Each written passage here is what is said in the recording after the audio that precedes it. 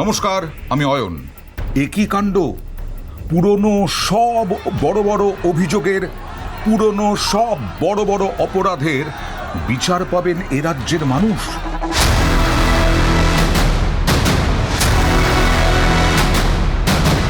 হ্যাঁ, এটাই তো প্রমাণিত।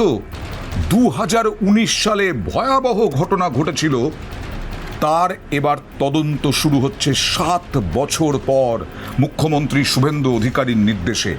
পালা বদলের পর 2019 সালে দুটো বড় ঘটনা বলবো, তার তদন্তের নির্দেশ দিলেন আজকে শুভেন্দু অধিকারী মুখ্যমন্ত্রী ডিজি সিদ্ধিনাথ গুপ্তাকে, এবং দ্রুত তদন্ত শেষ করতে বললেন।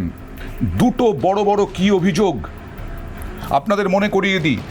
2019 ডিসেম্বরে সংসদের উভয় কক্ষে পাশ হয় নাগরিকত্ব সংশোধনী বিল CAA, যা নিয়ে এই 26-এও রাজনীতি উত্তাল হয়েছে। মতুয়াদের মধ্যে অভিযোগ ভয় দেখিয়েছে আগের শাসক দল যে CAA না হলে পরে ভোটার তালিকায় নাম উঠবে না। কিন্তু অনেক মতুয়া CAA আবেদন করে তারা নাগরিকত্ব পেয়ে গেছেন। আপনাদের দিয়ে যখন লেখানো হবে যে আমি বাংলাদেশের নাগরিক ছিলাম, আমি তাই ভারতীয় নাগরিক হতে চাই, এটা চ্যালেঞ্জ করলে আপনি যে অবৈধ সেটা তো প্রমাণ করে দেবে।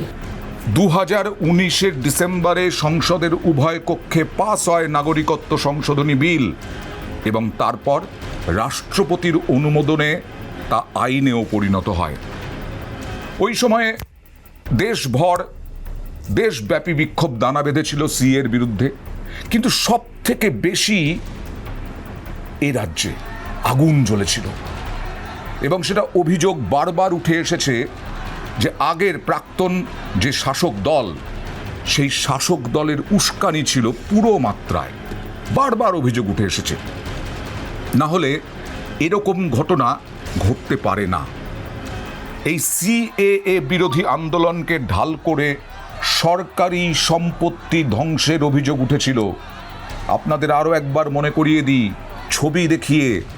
টার্গেট হয়েছিল ট্রেন, টার্গেট হয়েছিল রেল স্টেশন, টার্গেট হয়েছিল লাইন, টার্গেট হয়েছিলেন সাধারণ মানুষ। কোথায় কোথায়? উলুবেড়িয়া, হাওড়ার উলুবেড়িয়া এবং মুর্শিদাবাদের বেলডাঙ্গা। কি হয়েছিল? ভয়ঙ্কর ঘটনা, ভাঙচুর, ট্রেন ভাঙচুর, ট্রেনে আগুন ধরিয়ে দেওয়া। উলুবেড়িয়ায় ট্রেনে আগুন ধরিয়ে দেওয়া, তার সঙ্গে কেবিন ভাঙা।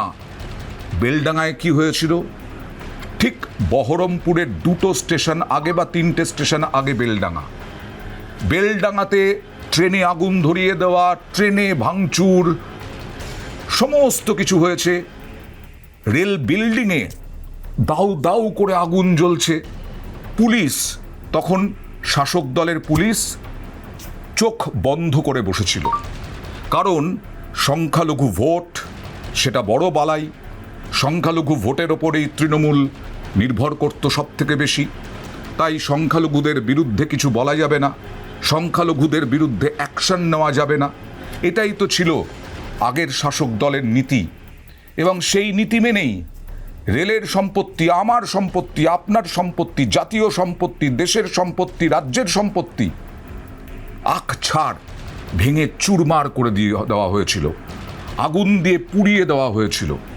মানুষের মৃত্যু পর্যন্ত ঘটে যেতে পারত অগ্নিদগ্ধ হয়ে, কিন্তু দেখতে হয়েছিল সেই সময়। কিছু বলার উপায় ছিল না, থামানোর উপায় ছিল না, এবং তৎকালীন শাসক দল 2019-এ তাদের বিরুদ্ধে উস্কানির অভিযোগ বারবার উঠে এসেছে। বাসে আগুন ধরিয়ে দেওয়া হয়েছিল, রেলের এই সম্পত্তিরও নষ্ট করা হয়েছিল, এবং এই যে নাগরিকত্ব সংশোধনী আইন যেটা পাস হলো, আইন হলো, আজকে শনিবারে আজকে রেলের বৈঠক ছিল। আজকে নজিরবিহীনভাবে একটা রেলের বৈঠক হলো মুখ্যমন্ত্রী এবং রাজ্যের আধিকারিকদের সঙ্গে।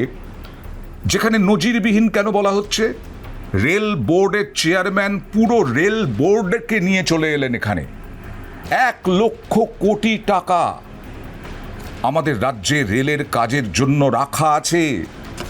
আগের সরকারের বিরুদ্ধে বারবার অভিযোগ উঠেছে, রেলের জমি দেওয়া হয় না, রেলের সঙ্গে সহযোগিতা করা হয় না, এ রাজ্যের মানুষকে বঞ্চিত করা হয়েছে বারবার।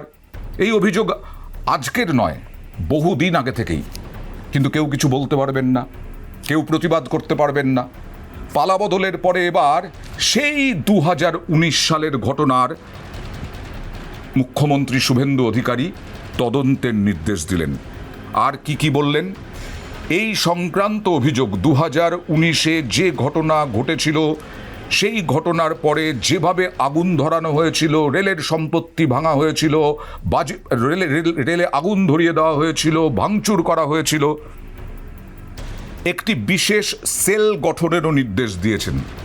যে সেল, রাজ্য পুলিশের সেল, যে সেল এই অভিযোগগুলো খতিয়ে দেখবেন। কারণ তখনও রেল বিভিন্ন জায়গায় অভিযোগ দায়ের করেছিল, কিন্তু তখন দেখবে কে? তখন সেই অভিযোগগুলো খতিয়ে দেখবে কে? সেই অভিযোগগুলোর বিরুদ্ধে পদক্ষেপ করবে কে? যারা এই ভাঙচুর করেছে, যারা আগুন ধরিয়েছে, যারা রেলের সম্পত্তি নষ্ট করেছে, তারা তো ভোট ব্যাংক ছিল। তারা তো ওই শাসক দলের, আগের শাসক দলের বিরাট ভোট ব্যাংক ছিল। এই শাসক দলের এই ভোট ব্যাংকের ওপরেই তৃণমূল নির্ভর করত সরকার গঠনে। সুতরাং কোনো পদক্ষেপ করা হয়নি। এবার বিশেষ সেল হলো। পুলিশের এই বিশেষ সেল কোথায় খোলা হবে?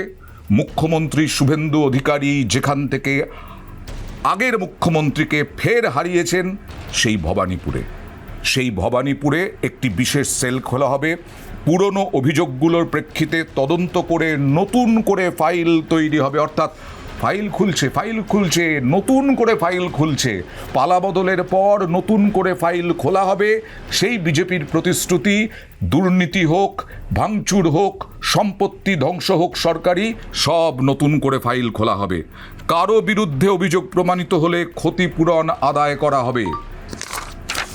আর কি নির্দেশ দেওয়া হলো? যে সকল এলাকায় অগ্নিসংযোগ বা লুটপাটের অভিযোগ উঠেছে, সেই সংক্রান্ত অভিযোগের তদন্ত করতে রেল পুলিশেরও সহযোগিতা নেওয়া হবে।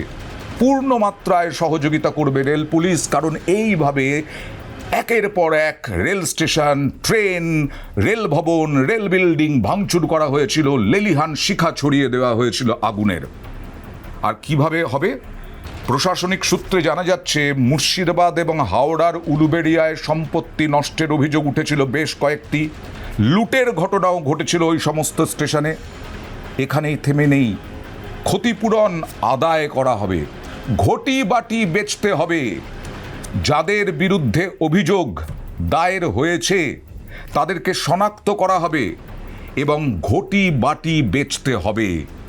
এবং 2019-এর ঘটনা 2026-এ 7 বছর পরে যদি কেউ এই লোকে না থাকেন, পরলোকে চলে যান, তার পরিবার দায়ী থাকবে। তার পরিবারকেও টেনে আনা হবে, তাদের বিরুদ্ধেও মামলা হবে। আবার বলছি, ক্ষতিপূরণ আদায় করবে রেল এবং তাতে যথেষ্ট কড়া পদক্ষেপ রাজ্য পুলিশের থাকবে। আর ঘটি বাটি বেচতে হবে অভিযুক্তদের, দোষীদের ঘটি বাটি বেচতে হবে, বাড়িঘর বেচতে হবে। না হলে সম্পত্তি, রেলের সম্পত্তি, কয়েক কোটি টাকার সম্পত্তি নষ্ট হয়েছে, সেটা দেবেন কি করে, আদায় করবে কি করে রাজ্য পুলিশ বা রেল পুলিশ? আপনাকে জেনে রাখুন, মনে করিয়ে দিই, যারা উলুবেড়িয়ায়, যারা মুর্শিদাবাদে সম্পত্তি নষ্ট করেছেন, রেলের সম্পত্তি, বলা যায় তাদের ঘটি বাটি বেচতে হবে। আর আরও একটা কথা বলি, এই পালাবদলের পর এই সরকার কোনো সরকারি সম্পত্তি নষ্ট করতে দেবে না, এটা বলে দেওয়া হয়েছে। এবং যারা সরকারি সম্পত্তি নষ্ট করবে তাদেরকেই ঘটি বাটি বেচে, বাড়ি গাড়ি বেচে, জমি বাড়ি বেচে তাদেরকে ক্ষতিপূরণ দিতে হবে সরকারকে।